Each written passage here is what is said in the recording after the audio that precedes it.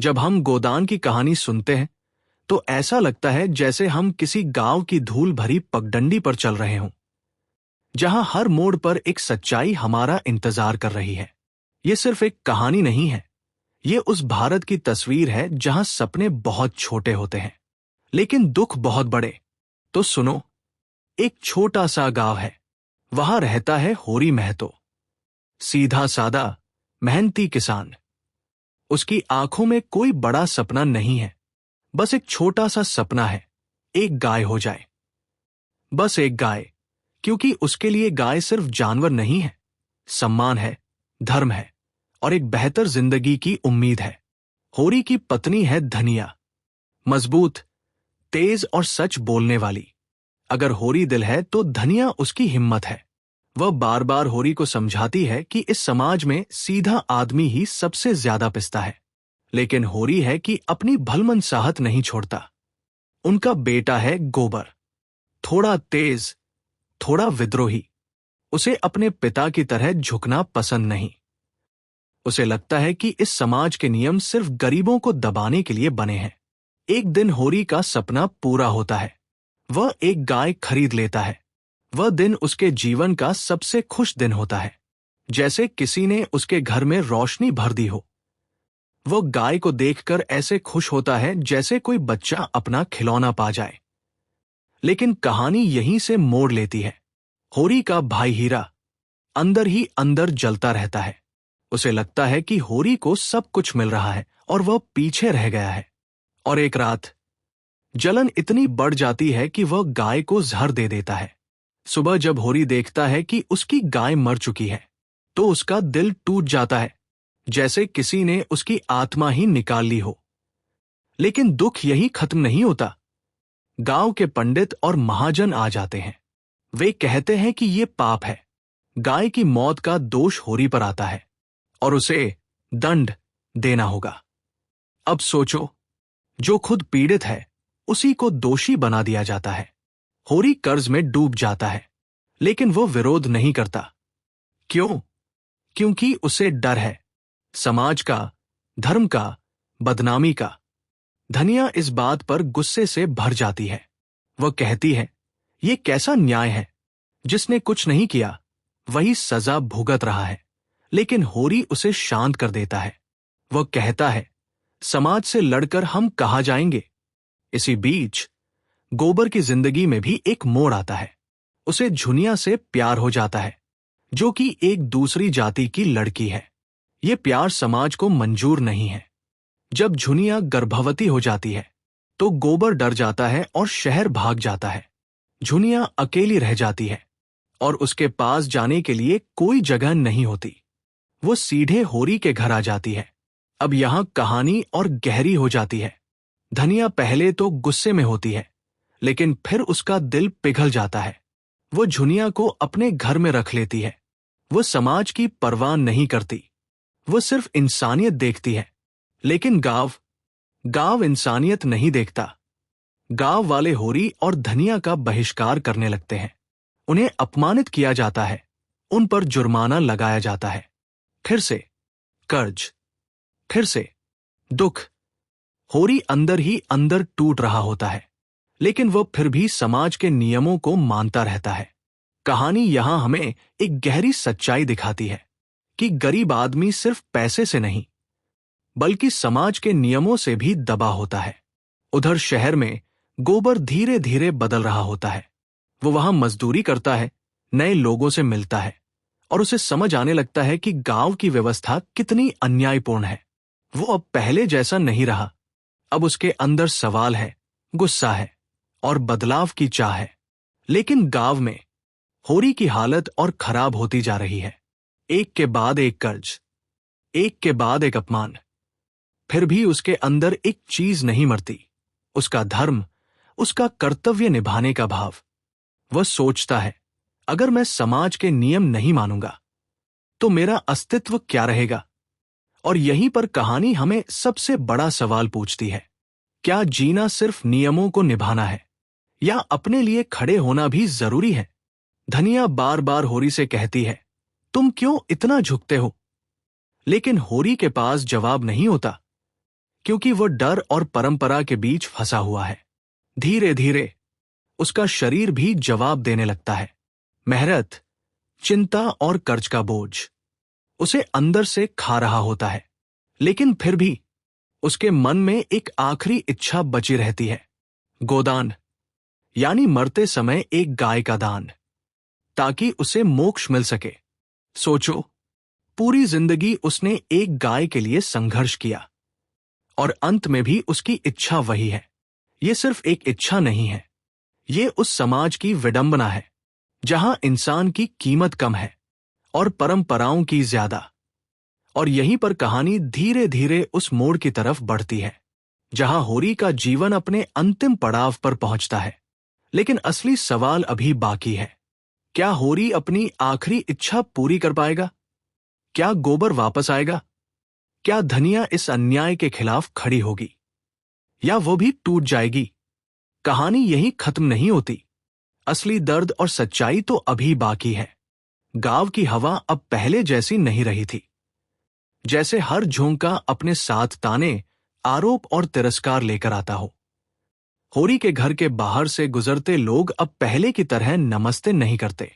उनकी नजरों में एक दूरी आ गई थी, और ये दूरी सिर्फ कदमों की नहीं थी, ये दिलों की दूरी थी। धनिया ये सब देखती थी, महसूस करती थी, और अंदर ही अंदर जलती थी। उसे गुस्सा आता था, समाज पर, उस व्यवस्था पर जो इंसानियत को नहीं समझती। लेकिन फिर जब वो होरी को देखती, उसका झुका हुआ सिर, उसकी थकी हुई आंखें, तो उसका गुस्सा दर्द में बदल जाता।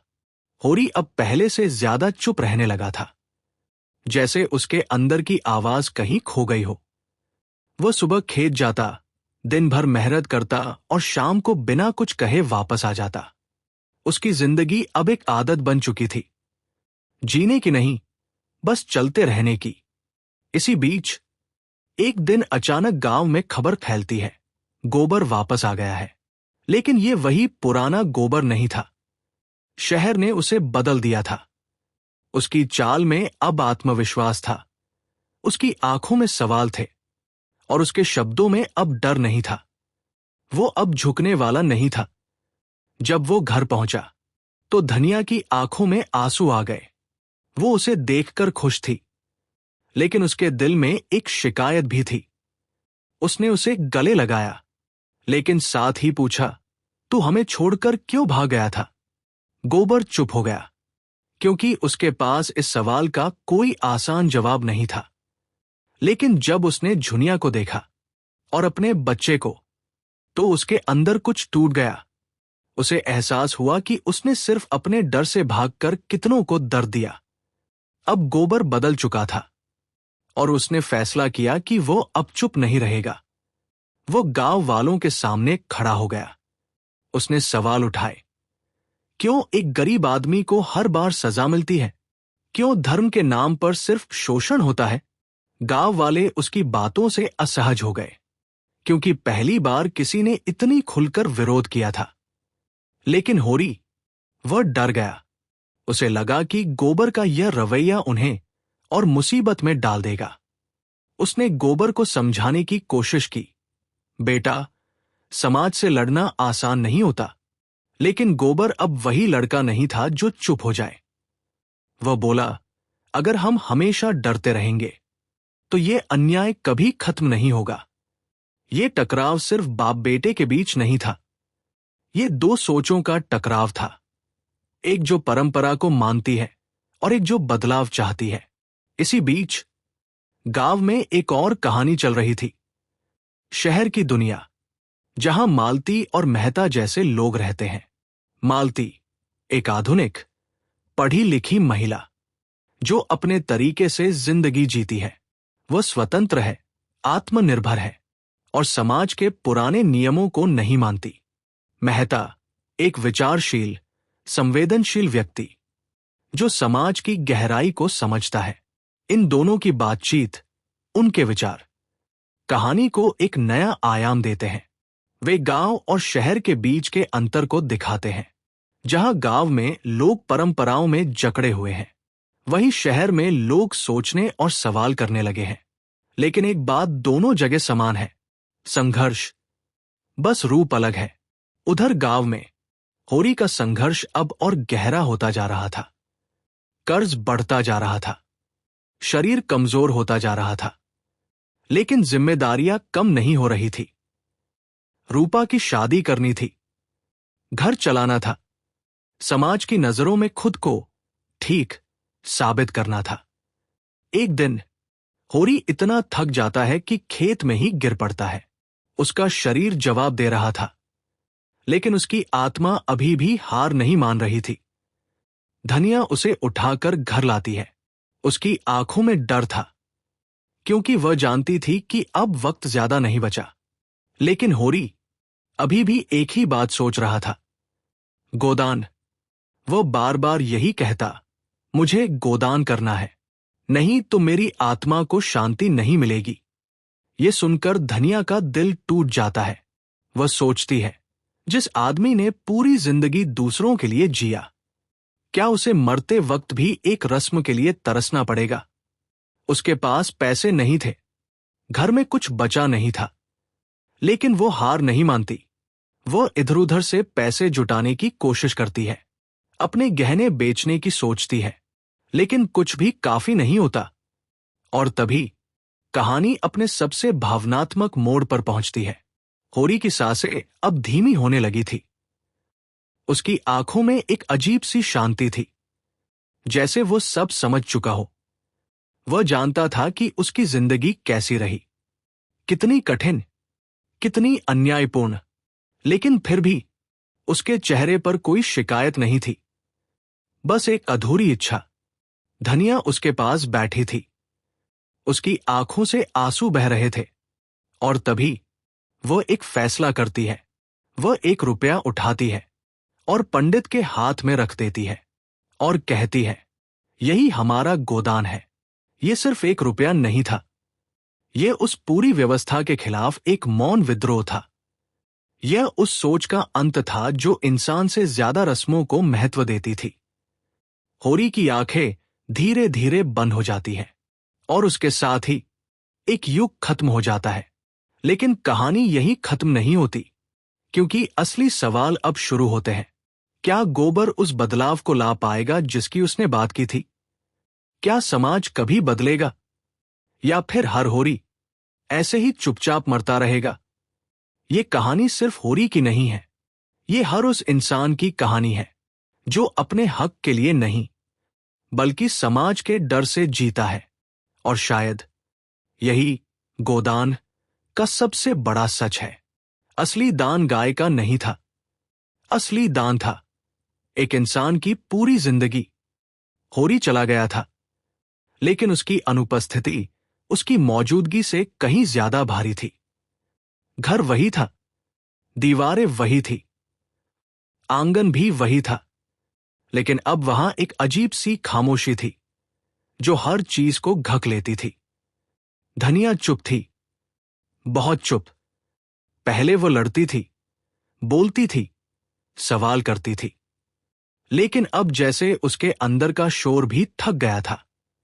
उसने अपने आंसू भी जैसे अंदर ही कहीं बंद कर लिए थे, क्योंकि अब रोने का भी समय नहीं था, अब उसे जीना था। होरी के जाने के बाद जिम्मेदारियां खत्म नहीं हुई थी, बल्कि और बढ़ गई थी। घर चलाना, बच्चों का ध्यान रखना, समाज की नजरों का सामना करना। लेकिन इस बार कुछ बदल गया था। धनिया अब पहले वाली धनिया नहीं रही थी। उसके अंदर अब डर कम था और समझ ज्यादा। उसे अब साफ दिखने लगा था कि ये समाज, ये व्यवस्था गरीबों के लिए नहीं बनी, ये सिर्फ उन्हें झुकाने के लिए बनी है। और शायद पहली बार उसने तय किया कि वो अब बिना सवाल किए नहीं जिएगी। उधर गोबर, होरी की मौत ने उसे अंदर तक हिला दिया था। जब उसने अपने पिता का शांत चेहरा देखा, तो उसे अपने सारे फैसले याद आ गए। उसका भाग जाना, उसका विरोध, उसका गुस्सा, सब कुछ एक साथ उसके अंदर घूमने लगा। उसे एहसास हुआ कि उसके पिता गलत नहीं थे, वे सिर्फ कमजोर भी नहीं थे, वे उस व्यवस्था के कैदी थे जिसमें वे जन्मे थे, और ये समझ गोबर को बदल देती है। अब उसका गुस्सा सिर्फ विरोध में नहीं था, अब उसमें जिम्मेदारी भी थी। वह समझ गया था कि सिर्फ सवाल उठाने से कुछ नहीं बदलता, कुछ बदलने के लिए टिककर खड़ा होना पड़ता है। अब वो गांव में रहने लगता है, काम करता है और धीरे धीरे लोगों के बीच अपनी बात रखने लगता है। लेकिन इस बार उसका तरीका अलग था। पहले वो टकराता था, अब वह समझाता है। पहले वो गुस्से में बोलता था, अब वो सोचकर बोलता है। वो लोगों को बताता है, डर ही हमें कमजोर बनाता है। अगर हम मिलकर खड़े हो जाए तो कोई हमें दबा नहीं सकता। कुछ लोग उसकी बात समझने लगते हैं, कुछ अभी भी उसे गलत मानते हैं। लेकिन बदलाव बहुत धीरे धीरे शुरू हो चुका था। झुनिया भी अब मजबूत हो गई थी। पहले वो डरी हुई थी, अकेली थी, लेकिन अब वो इस घर का हिस्सा थी। उसने दर्द देखा था, तिरस्कार सहा था, लेकिन अब वह टूटने वाली नहीं थी। वो धनिया के साथ घर संभालती, खेत में हाथ बंटाती और अपने बच्चे को एक बेहतर जिंदगी देने का सपना देखती। उसके अंदर अब एक मां की ताकत थी और एक औरत की दृढ़ता। और शायद यही इस कहानी की सबसे बड़ी ताकत है कि दर्द इंसान को तोड़ता जरूर है, लेकिन अगर वो उससे सीख ले तो वही दर्द उसे मजबूत भी बना देता है। गांव के लोग भी धीरे धीरे बदलने लगे थे। होरी की मौत एक घटना नहीं थी, वो एक आईना थी जिसमें हर किसी ने खुद को देखा। कुछ को शर्म आई, कुछ को डर लगा और कुछ को पहली बार एहसास हुआ कि वे जिस व्यवस्था को सही मानते थे वो कितनी गलत है। लेकिन बदलाव आसान नहीं होता। पुरानी सोच इतनी जल्दी नहीं जाती। कई बार लोग वही करते हैं जो हमेशा से करते आए हैं, क्योंकि नया रास्ता डरावना लगता है। लेकिन फिर भी एक बीज बोया जा चुका था और बीज को पेड़ बनने में समय लगता है। उधर शहर में मालती और मेहता जैसे लोग अभी भी अपने अपने सवालों से जूझ रहे थे। उन्होंने गांव की कहानी सुनी थी, होरी की जिंदगी के बारे में जाना था, और अब वे सोच रहे थे, क्या सिर्फ पढ़े लिखे होने से समाज बदल जाता है? मेहता को लगने लगा था कि असली बदलाव किताबों से नहीं, जमीन पर होता है। और मालती, जो पहले सिर्फ अपनी आजादी के बारे में सोचती थी, अब उसे एहसास होने लगा था कि असली आजादी सिर्फ अपने लिए नहीं, बल्कि दूसरों के लिए भी होती है। दोनों के अंदर एक नई समझ पैदा हो रही थी कि समाज को बदलने के लिए सिर्फ विचार नहीं, बल्कि संवेदना भी जरूरी है। और शायद यही गोदान का असली संदेश है कि जब तक हम सिर्फ अपने बारे में सोचते रहेंगे, तब तक कुछ नहीं बदलेगा। बदलाव तब शुरू होता है जब हम दूसरों के दर्द को भी अपना मान लेते हैं। गांव में शाम का समय था। सूरज धीरे धीरे ढल रहा था और खेतों पर एक सुनहरी रोशनी फैल रही थी। धनिया आंगन में बैठी थी। उसके पास झुनिया थी और उसका छोटा सा बच्चा खेल रहा था। गोबर थोड़ी दूर खड़ा था, आसमान की तरफ देख रहा था, जैसे वो कुछ सोच रहा हो। शायद वो अपने पिता को याद कर रहा था, या शायद वो उस भविष्य के बारे में सोच रहा था जिसे वो बदलना चाहता था। हवा में एक अजीब सी शांति थी, लेकिन इस बार ये खामोशी डर की नहीं थी। ये एक नई शुरुआत की खामोशी थी। एक ऐसी शुरुआत जिसमें दर्द था, लेकिन उम्मीद भी थी। और कहानी यहीं आकर रुकती नहीं, बल्कि हमारे अंदर शुरू होती है। क्योंकि सवाल अब हमसे है, क्या हम भी होरी की तरह चुप रहेंगे, या गोबर की तरह सवाल उठाएंगे, या धनिया की तरह सही के लिए खड़े होंगे, चाहे कुछ भी हो जाए? गोदान हमें जवाब नहीं देता, ये हमें सोचने पर मजबूर करता है। और शायद यही इसकी सबसे बड़ी ताकत है।